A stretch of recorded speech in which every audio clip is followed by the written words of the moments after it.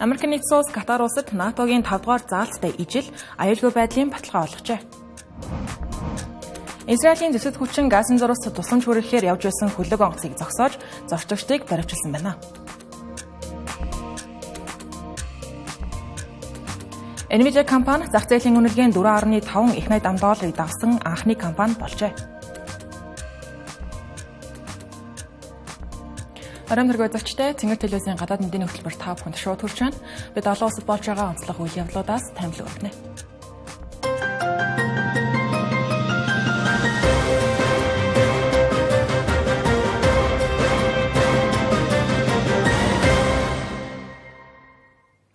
Европын холбооны удирдагчид Украины дайн эхлэх үеэр барууны улс орнуудад банк санхүүгийн системд нь зарцаагдаад байсан Орос улбооны улсын хөрөнгөн дээр тулгуурлан $165 тэрбум зээлийг Украин улсад олгох асуудлыг хэлцэж эхэлсэн байна. За үүнтэй зэрэгцэн Кремлээс үүнийг илт хулгай гэж тодорхойлон анхаарууллаа. Тодорхойлбол Кремлийн хэвлэлийн төлөөлөгч Дмитрий Песков сэтгүүлчдэд энэ асуудлаар мэдээлэх үедээ хөрөнгийг шууд хурааж авахгүй гэж байгаж зээлд ашиглаж байгаа нь ялгаагүй хулгай гэж үзэж байгаа гэдгийг хэлсэн байна. Шинжээчдийн хэлж байгаагаар Европын ийм алхмын хариуд Москва барууны компани хувь хүмүүсийн Орос улбооны улсад байгаа хөрөнгийг хурааж болцсошгүй. Одоогийн байдлаар Украины төсөв болон цэргийн хэрэгцээ 2026 болон 2027 онуудад нийтдээ €130 тэрбум буюу $153 тэрбум хүрэхээр тооцоологдож байгаа. Тэгвэл дайн ихснээс хойш Европын холбоо аль хэдийн €174 тэрбум санхүү эдийн засаг цэргийн тусламжийг үзүүлээд байгаа юм. Энэ хэмжээгээр Европын холбоо нь Украинд хамгийн том дэмжигч болж байгаа. Одоо олгохоор яригдж байгаа зээлийн хамгийн том их усүр нь Европын улс орнуудад байгаа. Зөвхөн Бельги улсад гэхэд өнгөрсөн 6 дугаар сарын байдлаар €194 тэрбум хадгалагдаж байгаа бол Европын холбооны гадна Япон улсад ойролцоогоор $50 тэрбум хөрөнгө зарцаагдсан байна. Түүнчлэн Америк, Их Британи, Канада зэрэг улсад бага хэмжээгээр байршиж байгаа. Эдгээр хөрөнгийг ашиглах санал нь Европын дотоодод маргаан дагуулж байгаад дутган зүйтэй. Тэгвэл Европын комисс €140 тэрбум зээл гаргах санал дэвшүүлсэн. Энэ нь хүүгүй байх бөгөөд Украин зөвхөн дайны хохирлын нөхөн төлбөрийг Орос улбооны улсаас гаргуулсан тохиолдолд буцааж төлнө гэсэн заалттай байх юм байна. Европын комиссийн ерөнхийлөгч Урсула фон дер Лайен энэхүү зээл нь шууд хөрөнгө хураахгүй хэсэгчлэн олгогдох байгаа гэж мэдгдсэн байна. Үүнтэй төстэй саналыг өмнө нь Герман улсын канцлер Фридрих Мерц гаргаж байсан. Тэгвэл Бельги улсын ерөнхий сайд ихэнх зарцаагдсан хөрөнгийг хадгалж байгаа улсын хувьд ийм алхам нь хэд эрсдэлтэй гэж эсэргүүцэж байгаа юм байна. Москвагийн хариу үйлдэлийг харах юм бол Орос улбооны улсын сангийн амны мэдээлж байгаагаар барууны улс орнуудад зарцаагдсан $300 тэрбум орчим хөрөнгө нь Орос улбооны улсын төв банкны гадаад валют алтны нөөцийн тал орчмыг эзэлдэг юм байна. Москва эдгээр хөрөнгийг ашиглах нь Европын оролдлогыг ямар ч тохиолдолд хүлээн зөвшөөрөхгүй гэсэн хатуу байр суурьтай байна.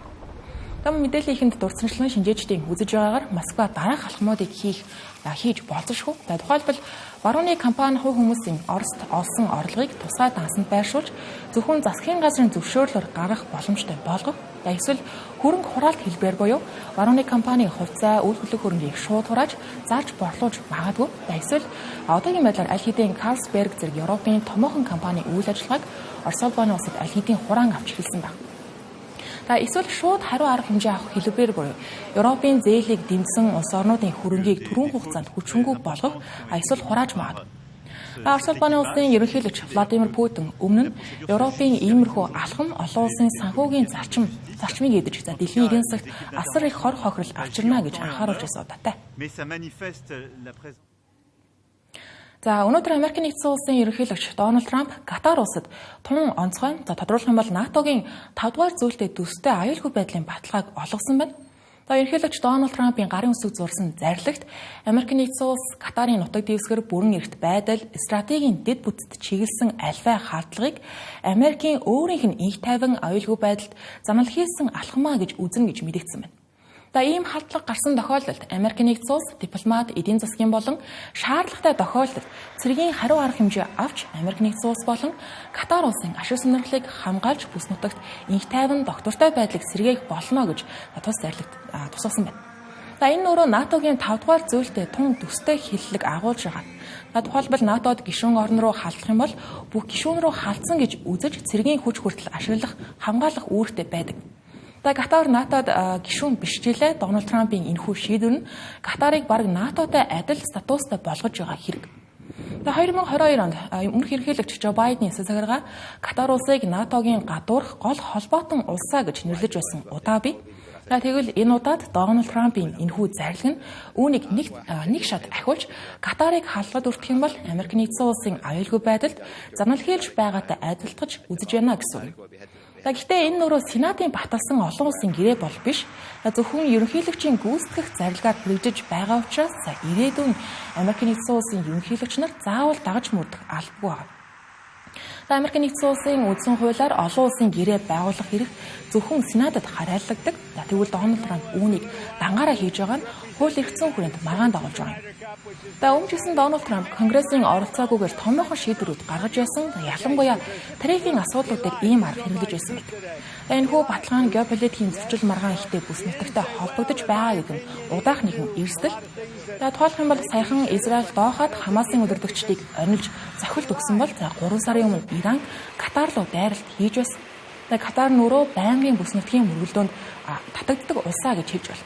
2017 онд ч гэсэн Катар дипломат хямралд орж бүс нутгийн томоохон орнууд Катар улсыг терроризмыг дэмцэн гэж буруутган харилцаагаа тасалж байсан. Тэгвэл Катар улсын тухайд сүүлийн жилүүдэд эрх баригчид нь Америк нэгдсэн улсын аль ч намын удирдлагатай холбоо харилцаа сайтай байж ирсэн байна. Энэ ч өөрөө үр ашигч Дональд Трампын засгийн газрын газын бүсийн энхийн хэлэлцээрт чухал үүргийг Катар улс гүйцэтгэж байгаа юм.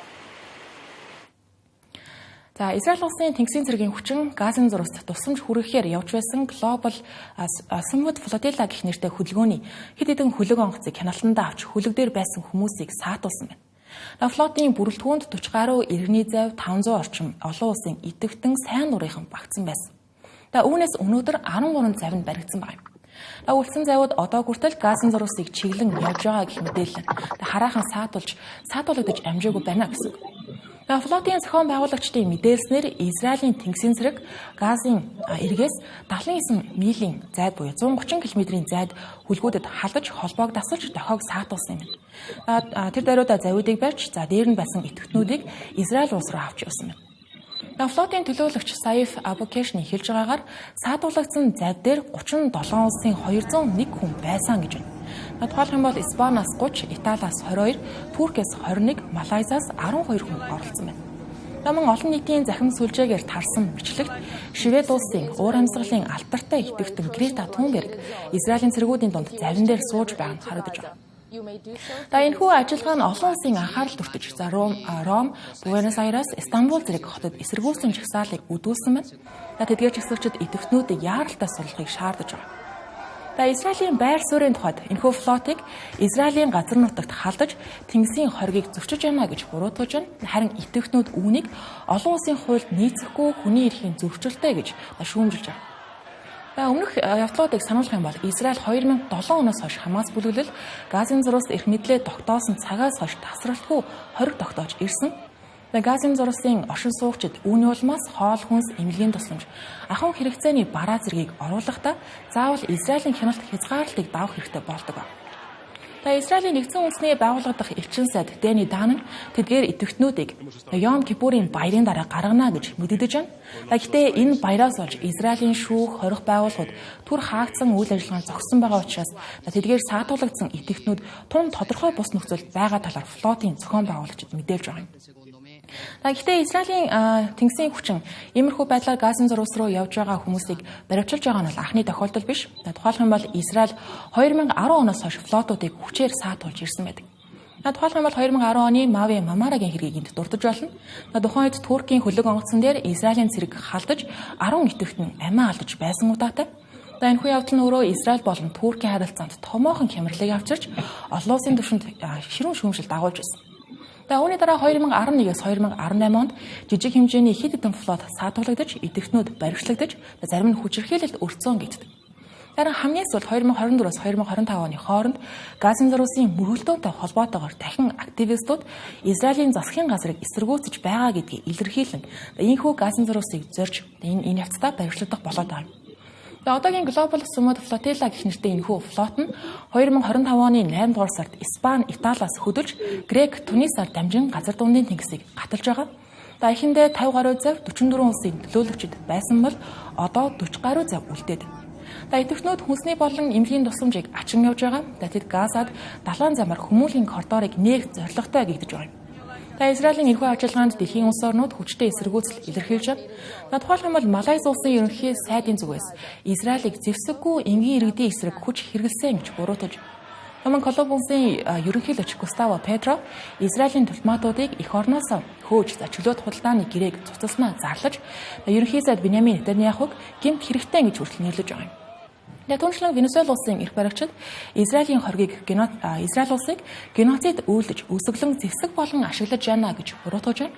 Мөн Турк улсын гадаад хэргийн яамнаас Израиль улсыг террорист ажиллагаа явуулж байна гэж хувцаар шүүмжилж байгаа юм.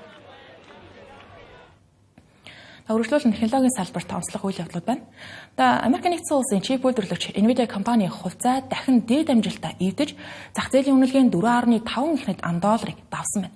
Ингэснээр энэ хэмжээнд хүрсэн анхны компани болж байгаа. 9-р сарын 30-нд хувьцааны үнэ 2.6%-аар нэмэгдэж $186.58 хүрсэн байгаа нь шинэ рекорд. Мөн ердөө нэг жилийн дотор Nvidia-гийн үнэлгээ 2 дахин өссөн. 2024 оны $103 их $1, 2025 оны 7-р сард $4 их $1 давж ирсэн. Энэ жил гэхэд он гарсан цагаас хойш хувьцааны үнэ 39%-аар өсөд байгаа юм. Ийм өндөр өсөлтөнд нь хиймэл оюун ухааны дэд бүтцэд чиглэсэн олон тэрбум $1 хөрөнгө оруулалтууд гол бэлтгэц болж байна гэж салбарын шинжээч дүгнэж байна. Тухайлбал Nvidia саяхан OpenAI-тай хамтран 10 гигаваттын хүчин чадалтай супер компьютер бүтээхэд $100 тэрбум хүртэлх хөрөнгө оруулалт хийхээр тохирсон. Мөн OpenAI Oracle-тай хамтран Nvidia-гийн чипийг ашигласан 5 том дата төв байгуулах гэж байгаа. Stargate нэртэй энэхүү төслийн нийт өртөг $500 тэрбум хүрэхээр тооцоологдож байна. Nvidia-гийн зах зээлийн үнэлгээ Apple болон Microsoft-ыг аль хэдийн давсан байгаа нь онцлог өөрчлөлтөө гэж хэлж болно. Компанийн гүйцэтгэх захирал Jensen Huang хэлснээр шинэ хиймэл оюуны дата төвийн нийт зардлын 70% Nvidia-гийн бүтээгдэхүүн эзэлдэг гэж. Одоо хөрөнгө оруулагчдын гол анхаарал Nvidia-гийн дараагийн санхүүгийн тайланд төлөвлөж байна гэж хэлж болно. Nvidia-гийн хувьцаа энэ жил технологийн аваргуудын дундаас зөвхөн Broadcom-оос доогуур өсөлттэй байсан. Broadcom мөн адил OpenAI-тай гэрээ байгуулж улмаар хувьцааных нь ханш 40% өсөлтийг үзүүлээд байгаа юм. Америк нэгдсэн улсын ерөнхийлөгч Дональд Трампын цацаграа атчилсан нам давмгайлсан мужуудын хөрөнгө оруулалтыг зарцааж эхэлсэн байна. Өнөөдөр тэрээр $26 тэрбум хөрөнгө оруулалтыг зарцаах шийдвэр гаргасан болохыг хэвлэлүүд мэдээлж байгаа. Яг одоогоор Америк нэгдсэн улсын засгийн газрын үйл ажиллагаа зогссон шалтгаан нь санхүүжилтийн асуудлаар Конгресс дахь Сенат болон төлөөлөгчдийн танхимын атчилсан болон бүгд найрамдах намынхан хоорондоо тохиролцож чадахгүй байгаа гэх шалтгаан байна. Зарцаагдсан санхүүжилтийн дотор атчилсан намын дэмжигчид хамгийн их байдаг Нью-Йорк хотын нийтийн тээврийн томоохон төслүүдэд зориулагдсан $18 тэрбум. Түүнчлэн мөн л адил атчилсан намынхан олонхоор байдаг Калифорни, Иллинойс зэрэг мужид хэрэгжиж байгаа ногоон эрчим хүчний $8 тэрбум төсөл багтаж байна. Үүнээс гадна засгийн газрын үйл ажиллагаа зогсноор холбооны 750 мянган ажилтан нэг бол ажлаасаа чөлөөлөгдөж эсвэл цалингүй ажиллаж байгаа. Тухайлбал Америк нэгдсэн улсын патент барааны тэмдгийн газар 14 мянган ажилтныхаа 1% буюу 1400 ажилтнаа цомогдохоор төлөвлөж байгаа гэж хэвлэлүүд мэдээлж байна. Америк нэгдсэн улсын дэд ерөнхийлөгч JD Vance өнөөдөр мэдээлэл хийж засгийн газрын үйл ажиллагаа зогсноор хэд хоногоос илүү зогсож үргэлжлэх юм бол цаашид холбооны ажилчдыг олноор нь халж эхэлнэ гэж анхааруулга маягтай мэдээлэл хийсэн байгаа юм. Энэ оны эцэс гэхэд 300 мянга орчим хүнийг бүрмөсөн хална гэсэн тооцоож өгсөн байна. Атчилсан намын удирдагчид энэхүү үйл явдалтай холбогдуулан бүгд найрамдах намынхныг Америкчуудыг барьцаалж байна гэж зах тухай шүүмжилж байна. Тухайлбал Нью-Йоркийн төлөөлөгч Хаким Джеффрис хотын метро бомбын төслүүдийн санхүүжилт зарцснаар олон мянган хүн ажлын байраа алдах эрсдэлтэй гэдгийг анхааруулж байгаа юм. Түүнчлэн Сенатын атчилсан намын удирдагч Чак Шумер ч гэсэн ялгаагүй Дональд Трампыг энгэрэгдэд улс төрийн шийтгэл ноогдуулж байна гэж шүүмжилж байна. Тэгвэл нөгөө тал бүгд найрамдах намынхан ялангуяа сенатор Джон Тюн энэ асуудлыг хэтрүүлж барьцаа гэж нэрлэх нь буруу гэж өөрсдөө хамгаалж байгаа. Энэ хооронд Сенат хоёр ч өөр санал хураалт явуулсан боловч аль нь бүтлгүүтлээ. Тухайлх юм бол бүгд найрамдагчдын санал болгосон засгийн газрыг 11-р сарын 21-нд хүртэл санхүүжүүлэх богино хугацааны төсөл ардчилсан намын эрүүл мэндийн дэмжлэгийг багтаасан төсөл хоёулаа хангалттай санал авч чадаагүй унсан байна. Болсон явдлыг тодруулах юм бол Дональд Трампын нам болох бүгд найрамдах намынхан Сенатад 53-47 гэсэн харьцаатайгаар олонх байгаа. Гэхдээ төсвийг батлахын тулд дор хаяж 60 хүний санал хэрэгтэй. Өөрөөр хэлэх юм бол 7 ардчилсан гишүүний дэмжлэг зайлшгүй хэрэгтэй гэсэн. Эдгээр улс төрийн хямрал удаашрах төлөвтэй байна гэж улс төр шинжээж дүгнэж байна. Одоогийн бүгд найрамдах нам болон ардчилсан намынхны хооронд өрнөж байгаа гол маргаан 1.7 их найт $1 агентлагуудын үйл ажиллагааны төсвүүдээр төвлөрч байгаа. Энэ нөрөө Америк нэгдсэн улсын жилийн нийт төсвийн зардлын 4.1 орчимд нь дүүцэх хэмжээ байгаа. Үүсгэн нь эрүүл мэнд тэтгэврийн тогтолцоо болон улсын өрийн хүүгийн төлбөрт зарцуулдаг. Ардчилсан намын хувьд эрүүл мэндийн хөнгөлтийн санхүүжилтийг хамгаалахыг шаардаж байгаа бол бүгд найрамдагчдын зүгээс ардчилсан намыг зөвхөн улс төрийн ашиг сонирхолтой дүлдүүлж Дональд Трампыг эсэргүүцэж байна гэж буруутгасан. Энэ маргаан нь 2026 оны завсрын сонгуулийн өмнөх Америк нэгдсэн улс дахь улс төрийн өрсөлдөөний гол цэг болж хувраад байгаа талаар шинжлэж хэлж байна. Мэдээ үргэлжлэж байна. Энэ хэсэгт бид зарим мэдээллийг товчоор багцлан өргөх болно. Орос улбаны улсын хяналтанд байгаа Кримд шатхууны хомсдол үүссэний улмаас бензиний үнийг зарцааж худалдан авах хэмжээнд хязгаар тогтоожээ. Мужийн аман захирагч Сергей Аксеновын мэдээлснээр жолооч бүр нэг удаад 30 литрээс илүү шатхуун авах боломжгүй болсон байна.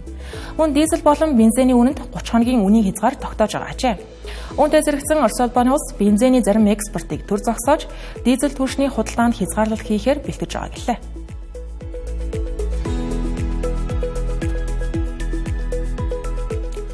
Сөүл хотын шүүх цэргийн дэглэм тогтоож төрийн эргэлт хийхийг завцсан хэрэгт шалгагдаж байгаа.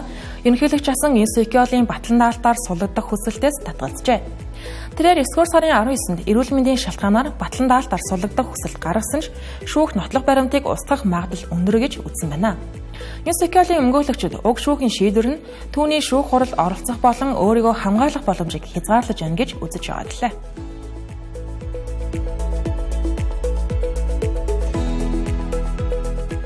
Филиппин улсын төв хэсэгт мягмар гарагт болсон 6.9 магнитудын хүчтэй газар хөдлөлтийн улмаас амиа алдсан хүмүүсийн тоо 72-т хүрчээ. Мөн 294 хүн гэмтэж цахилгаан дамжуулах шугам, гүүр болон 100 гаруй жилийн настай сүм зэрэг олон байрлал нурсан байна.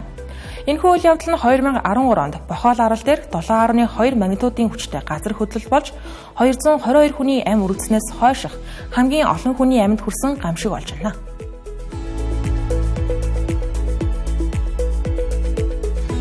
Афганистан улсад мягмар гарагаас хойш гар утас интернетийн үйлчилгээг тасалдаад байсан нь эргэн сэргээгдсэн тухай оршин суугчид мэдээлж байна. Иргэдийн хэлснээр Рошан, Этисалат зэрэг томоохон компаниудын сүлжээ оройн цагаар дахин ажиллаж эхэлсэн гэлээ. Талибаны удирдлагууд энэхүү үйлчилгээг тасалдсан болон сэргэсэн шалтгааныг тодорхой тайлбарлаагүй хэвээрээ байна. Энэ хугацаанд нэгдсэн үндэсний байгууллага холболтыг яаралтай сэргээхийг шаардаж, уг интернетийн хязгаарлалт нь хөл хорионы бодлогын нэг хэсэг байж болзошгүй гэж ажиллагчид үзэж байна.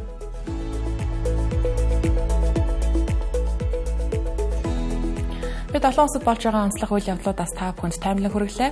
Маргаашийн гадаад мэдээний тайм хөтөлбөрөөрөө эргөө уулзъя.